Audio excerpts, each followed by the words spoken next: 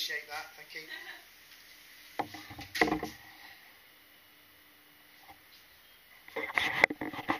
Okay, so I'm at Yeti Tool, and this is their demonstration view. You might have seen it on YouTube, you might have seen some of their videos they've done over Christmas of what you can make, and yeah, this is behind the scenes. You've now seen the whole experience of the product, the workshops, the assembly hall, and now this is their sort of like demonstration area.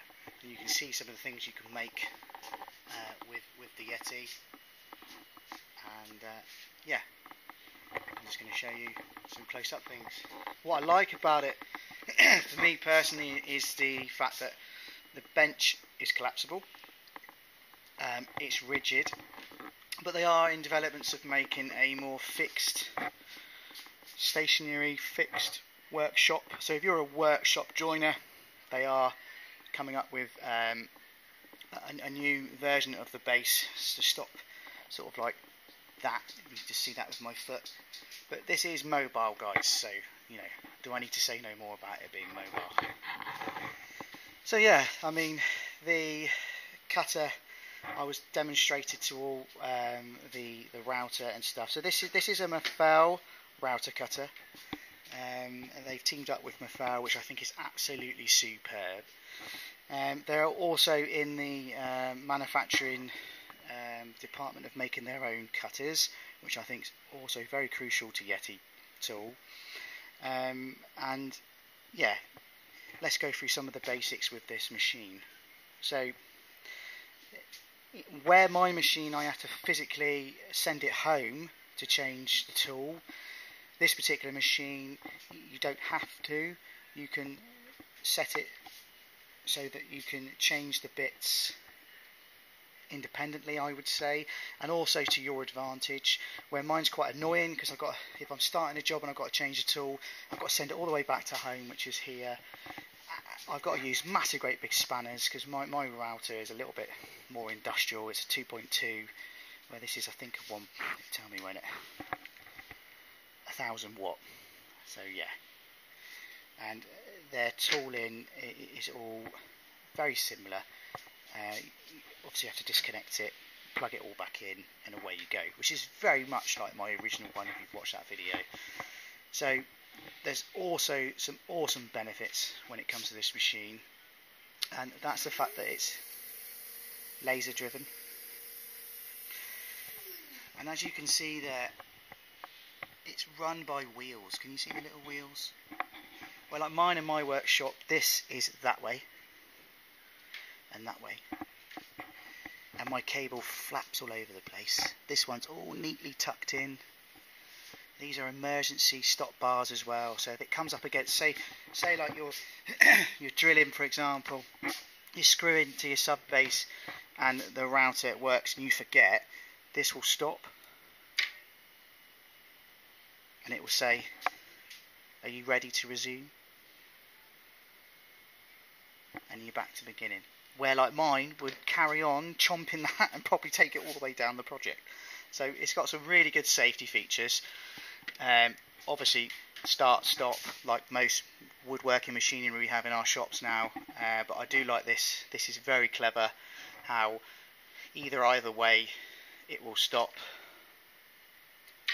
Mainly forward, beg your pardon, and then you're safe.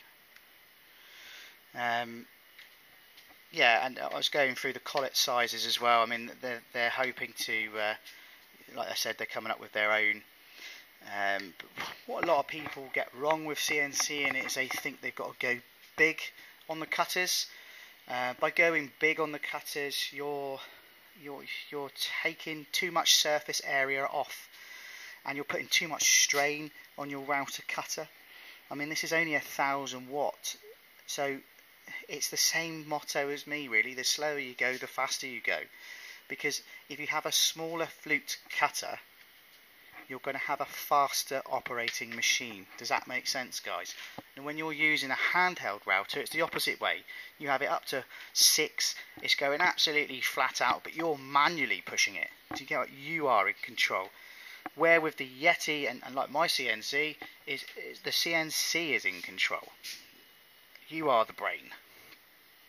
The machine's the brain, sorry. So it replaces you. What I like about this feature is you can, I'll put this camera down so you can see me do it. You can up and lift with projects. So if you're doing a massive slab, so you're doing like a piece of oak for a table, and you want to set your depth, this is all adjustable on both sides, which I think is really, really good. And you can make your own depth gauge, but they also sell them as well. So you fit it in under there, and then this is your depth. So if you're doing a 100mm slab, you can set that so that it runs at 100mm. The same the other side, and then you've got your X and Y running completely flat. You don't have to get your tape measure out because it's done it for you. You can make these yourself, or you can buy them from Yeti, but I think that's really handy. So I do a lot of facing on my CNC, as everybody knows.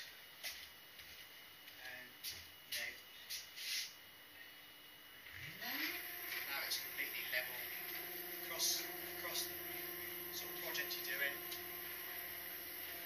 What's interesting, guys, I just want to point out another factor about the Yeti is the sub-base frame.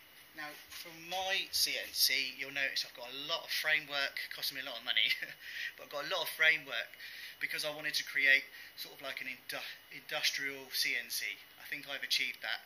I hope you guys would agree. With this, it's portable, so it's weight. So what they've come up with, I think is absolutely fantastic, is this whip. So you see this whip in the subframe here is completely out of the equation because of these wheels.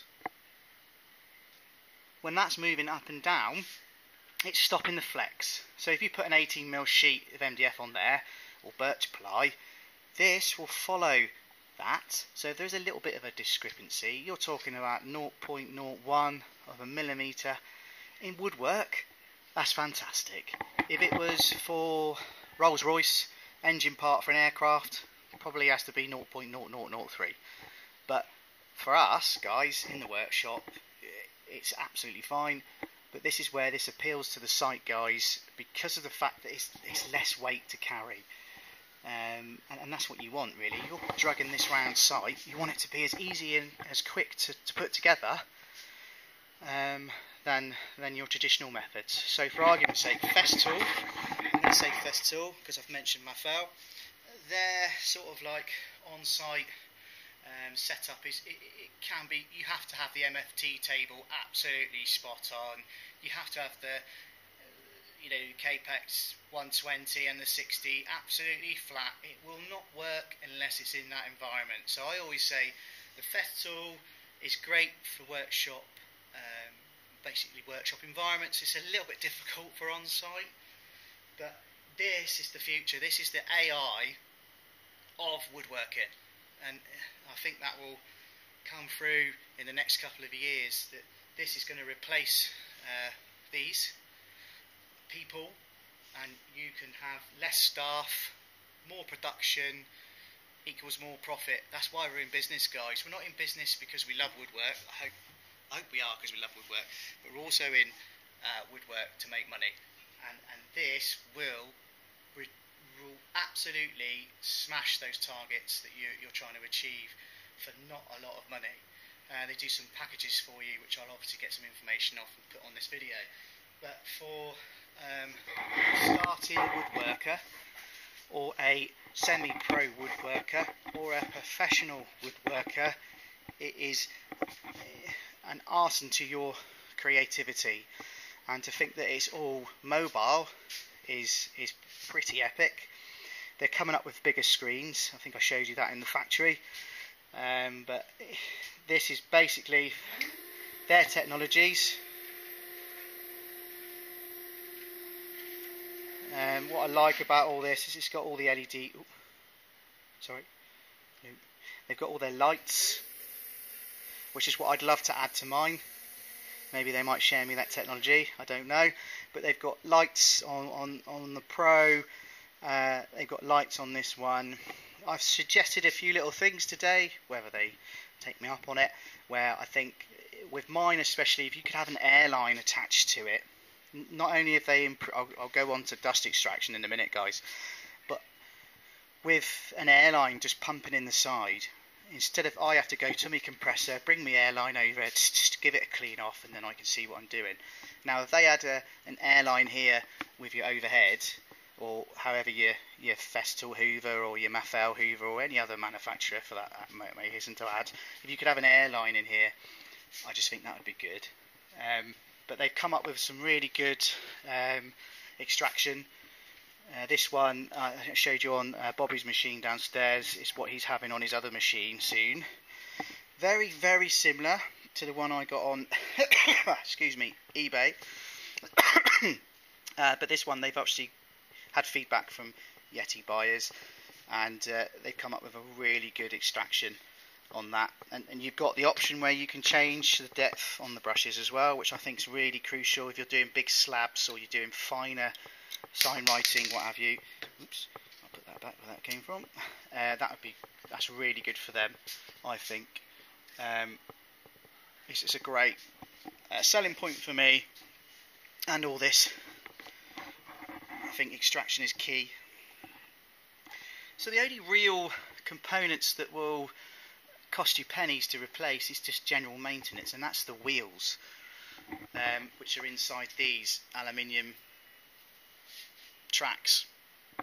Now the difference between theirs and mine is mine's metal, and it's the casing runs up and down the track. That's the difference. Well, this is on rubber wheels. So what I'm trying to say is, because of the fact that the motor is lighter, the running gear across the X and Y is lighter, means that you could probably drag this along the workshop floor and it will still cut absolutely what you want it to, because the movement doesn't matter, because the concentrated strength is from the router itself. So it doesn't matter about all this. That is the thing that's precision. That goes back to the same thing I said. It's about the collet, it's about the cutter, it's about the environment that the machine is in. So you get to site and you're going to fit a kitchen and you're going to do the worktops. Me, I would much rather set this up, cut my sink, my hob and my hockey stick miter joint all from this, than me manually doing it like I used to do traditionally. And I'm going to do that with mine, and maybe team up with some other guys and see if some other guys are going to do that for Yeti Tool, because I think that will really transform joinery on site, definitely. Another cool feature is your datum point for setting your actual cutter for your depth. Is all neatly tucked away, which I think is very clever. I do like that. I might nick that idea myself. Wink, wink. Only joking. But yeah, I do like that working ability of that. The program is really set up for the beginner CNCer. It's basically you know, they are coming up with a pro version for the guys that want to skip all that stuff, which is understandable. I'm just going to put that there so they know where it all is. There we go. I set it to go home. So it's going to go home now.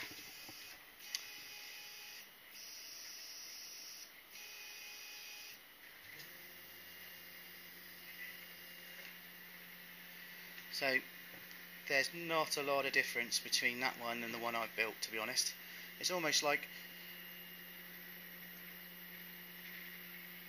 I was building it not knowing that these guys existed. But they do. I wish I'd met them 5 years ago. But yeah, the difference between this and mine is I have to use Aspire and Vectric on a computer, and this one, the computer is on the CNC machine. That is one of the biggest things.